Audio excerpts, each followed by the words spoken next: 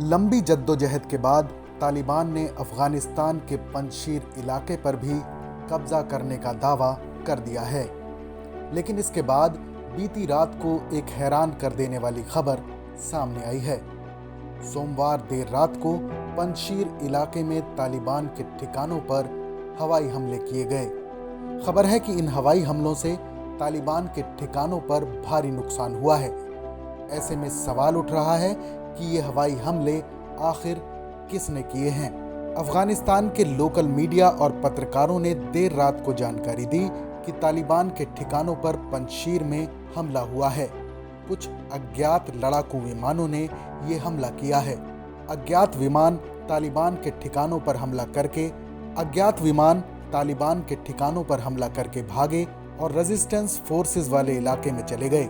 तालिबान का दावा है कि पंजशीर पर अब उसका कब्जा है और अफगानिस्तान की जंग अब खत्म हो चुकी है। लेकिन पंजशीर की जमीन से जंग लड़ रहे नॉर्दर्न अलायंस के लड़ाकों और उनके प्रमुख अहमद मसूद का कहना है कि वो खून के आखिरी कतरे तक जंग लड़ेंगे। ऐसे में सवाल उठ रहा है कि तालिबान को ये मुंह तोड़ जवाब किसने दिया है।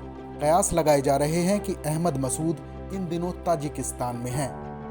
जब तालिबान ने अफगानिस्तान पर कब्जा किया था उस वक्त अफगान सेना के कई सैनिक लड़ाकू विमान यहाँ से निकलकर ताजिकिस्तान पहुँच गए थे।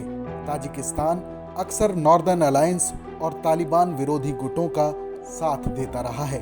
यही वजह है कि तालिबान पर हुए इस तरह के अज्ञात हमले को लेकर सबकी नजरें ताजिकिस्तान की तरफ मुड़ी हुई हैं। रूस और ईरान भी इस हमले को लेकर शक के दायरे में हैं।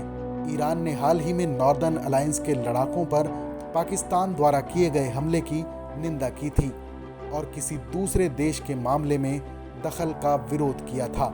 ऐसे में माना जा रहा था कि ईरान ने बदला लेने के लिए ये हमला किया है। इसी तरह रूस और तालिबान के रिश्तों का इतिहास भी काफी खटास भरा रहा है। इसके बावजूद तालिबान ने रूस को सरकार गठन में न्योता दिया है। अमेरिका ने जिस तरह से तालिबान के हाथ में पूरा अफगानिस्तान सौंपा, रूस ने इस पर आपत्ति जताई और अमेरिका की निंदा की थी।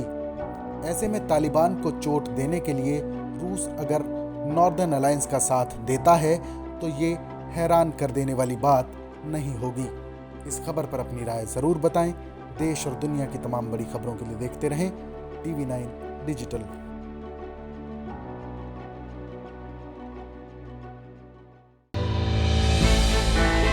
हमने की गलती फिर एक बार, कोरोना ने किया दोबारा प्रहार। मास्क, 2 गज दूरी, करें अपनी सुरक्षा खुद। कोरोना टीका हम सबको लगाना है। मिलकर साथ समझदारी से कोरोना को हराना है।